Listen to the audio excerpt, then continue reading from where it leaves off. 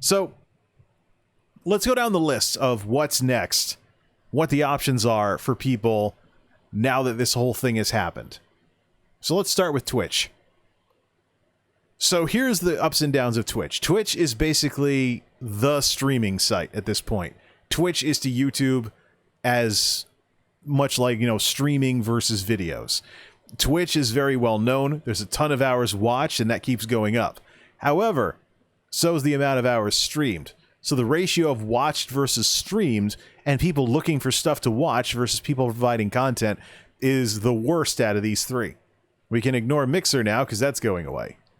So that's the thing. The other problem with Twitch is that they also have the exclusivity deals, even affiliate, which of course is designed so 3 concurrent viewers for a month and get a few followers or something. You could cheeseball things if you really wanted to. I've heard some people encourage that, but I'm not going to recommend it. But Twitch stands alone when it comes to exclusivity. The other two don't have this sort of stuffy stuff going on. So Twitch is the sort of thing where if you don't want to do everything through Twitch, it's not a good idea. And that's the issue here.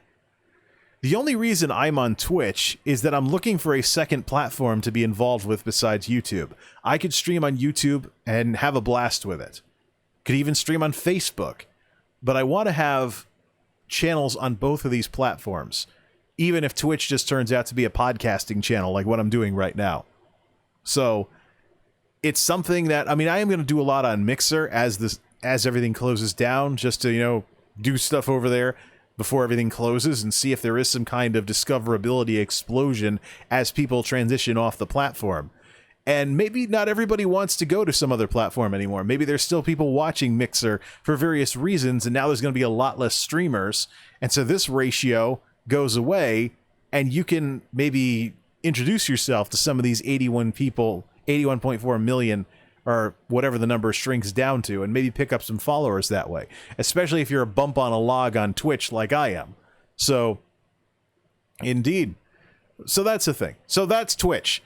Twitch has its ups and downs. Most notably, it stands alone when it comes to exclusivity and the stuffiness towards that sort of thing.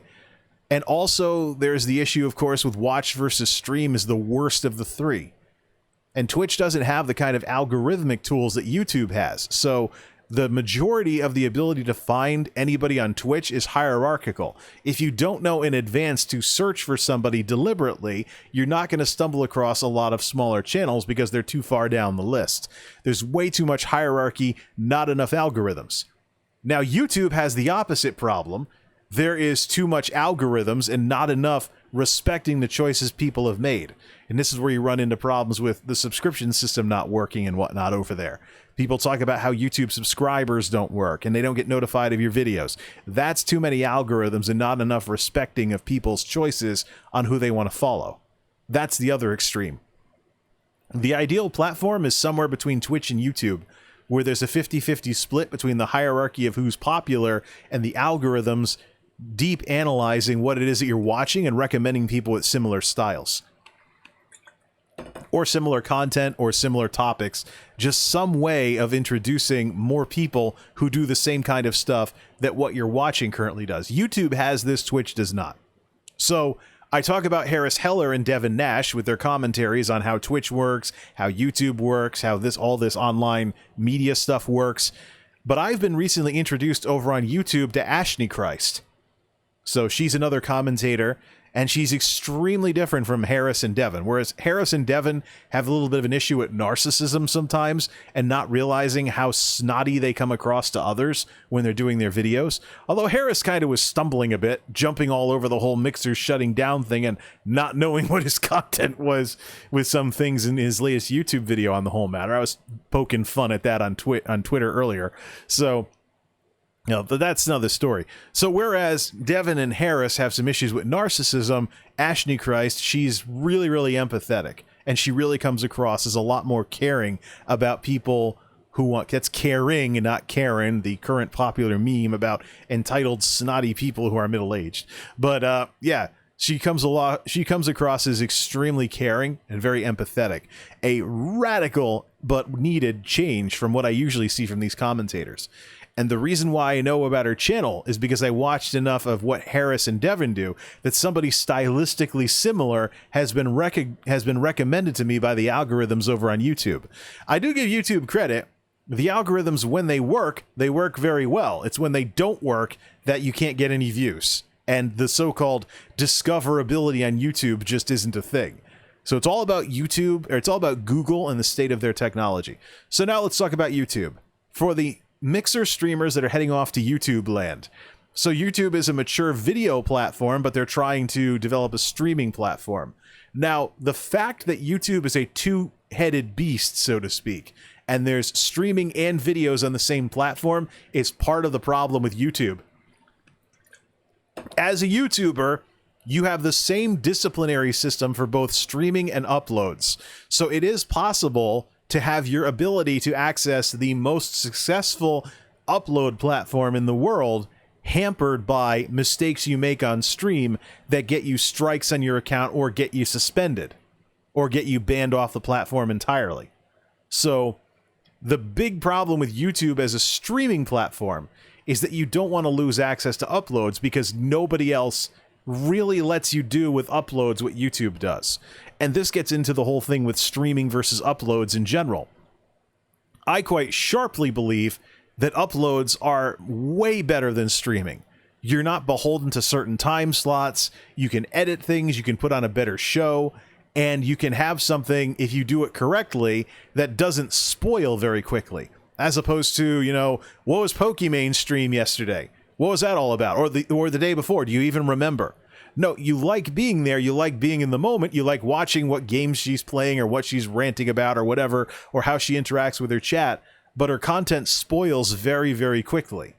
And yeah, there's videos over on YouTube with highlights and stuff like that. But even still, live streaming tends to spoil pretty quickly. Whereas if you make something that's built to last, like a good commentary that people can watch years later and the points will still be valid, that's what YouTube is amazing at.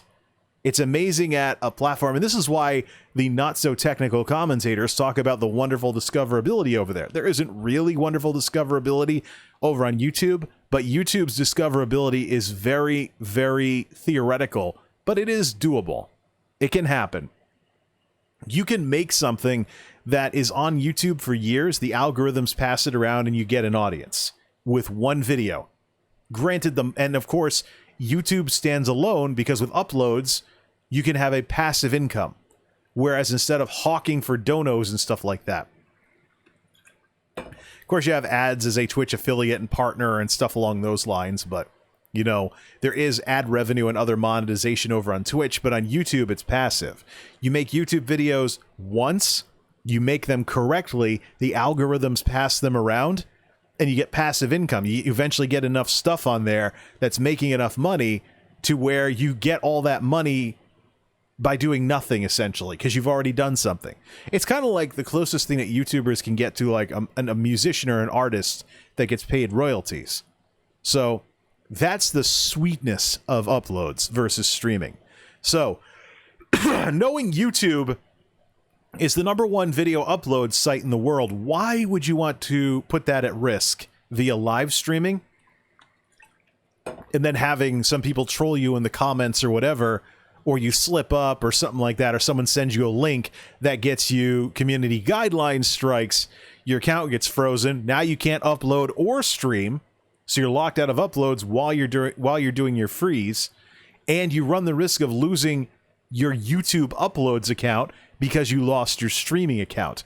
That is fundamentally the #1 problem with doing any kind of streaming on YouTube, is that YouTube has not split off streaming from uploads well enough to eliminate that risk. YouTube is the place for uploads. But so long as streaming poses these risks to your uploads account, I cannot recommend YouTube for streaming, even though it has really good numbers. And that leaves Facebook. Facebook, of course, has technical issues. And those technical issues are going to keep this number low. So it could be the case that Facebook becomes the discoverability platform. However, your ability to have Facebook even be worth it is tied to whether or not you're in the partner program. So If you are in the partner program, streaming 1080-60 with transcoding, I forgot to mention YouTube gives you transcoding, by the way, because it's part of the whole mature video thing. So, but that's beside the point. Facebook's viability as a streaming platform for a creator is entirely dependent upon being in the program. If you get kicked out of the Level Up program for whatever reason, you're now back to 720-30, no transcoding. You probably, from what I'm reading, lose all of your technical advantages that you gain by joining the partner program.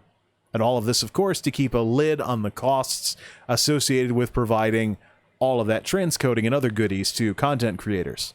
So that fundamentally is a systemic problem with Facebook. And because it's not really good to stream there if you're not in the partner program, that will artificially keep this low and it will artificially keep this high. So neither of these numbers is as accurate as it could be because of the decisions that Facebook has made. Facebook, I think, is always going to look attractive to people who look at the numbers simply because the way they've chosen to run things creates an environment where it looks like there's more discoverability and more growth there than there actually is. But again, the numbers. Twitch, 3,000 million, so what, billion something? Millions and billions. YouTube, 4 digits. Facebook, 3 digits and trying to grow. But even if we bring in Face Mix, 635.2 versus 1,076.5 and 3,114.1. So, Facebook needs viewers. But in order to get those viewers, they're going to have to get over some of the hurdles of having something like Facebook also doing what Twitch does. So, there's a nice little overview for the people that have been displaced by the Mixer shutdown. But let's conclude by talking about the Mixer shutdown itself. So, remember folks, Mixer isn't just vanishing. It's still going to operate for another month or so, minus a few days by the time a lot of you see this. And probably minus a lot more days over on the YouTube side of things. However, it's not a complete shutdown until it happens. So, until then, you can split stream on Mixer for a bit, then bring people over to another site, or you can multi-stream. So, Mixer, Facebook, YouTube, not stuffy. Mixer, Facebook, YouTube were not stuffy about this kind of stuff, but Twitch was. That's where the exclusivity was, and that's where all this other stuff was. So, multi-streaming is an option, split streaming is an option, but the point is, Mixer is not closing until the actual closing date. So it's not like everybody has to scramble. There's plenty of time for content creators to take a deep breath, figure out where they want to go next, or experiment with both. Or experiment with all of them. Multi-stream to YouTube, Facebook, and Mixer. Let the Mixer audience know you're going to one of those other platforms and then see where the numbers pop up and then make a final decision later. Or multi-stream to Mixer, Facebook, YouTube, or maybe even Mixer, Facebook, YouTube, Twitch if you're not an affiliate yet, and then choose a platform based on the numbers and how things go over there. But by all means, this overreaction that's going on over on Twitter, it needs to stop. People are making more of a big deal out of this than it needs to be. Remember, folks, Mixer was the very, very, very, very, very distant last place competitor in this market. Whatever success you think you might have found on Mixer, you're going to find more success on any of the other platforms. Have I emphasized this way too much? Enough for you folks. Mixer was the last place competitor. They lost. They lost. And now it's time to move on. So I think all of these streaming platforms are pretty valid choices. It's not like there's a distant competitor out there. They all have their ups and downs, but the thing is, you can actually multi-stream to whatever except for Twitch when you get affiliate. So I think there's going to be a lot of conversations about live streaming and how everything exists that are getting back into the public, whatever you want to call it, into public debate as people move on from Mixer. And it'll be interesting to see where things go from here. But one last time, for the people that have been affected by all of this Mixer stuff, I know what it feels like to have a platform that you're involved in get closed. The key is to learn from this. and understand and figure out how you're not going to get burned with this again. I did by deciding to do some research into what platform to have as my alternate platform for videos, and I eventually chose Dailymotion, and they're still going. So I haven't had this kind of burn, whatever it is, with the choice to do everything over on Dailymotion. So I know what you're going through. I know what you've been through. I've been through something like this before. And quite frankly, to the folks that have been affected by all of this, there is life after Mixer. You just have to find where it's going to be for you. But the only person that can cancel you is yourself. There have been some real serious publicity disasters on these platforms where the creator, the creator had a lot of people coming for them, but ultimately they just kept on keeping on, and eventually they got through it, and everybody stopped caring, and they kept making content.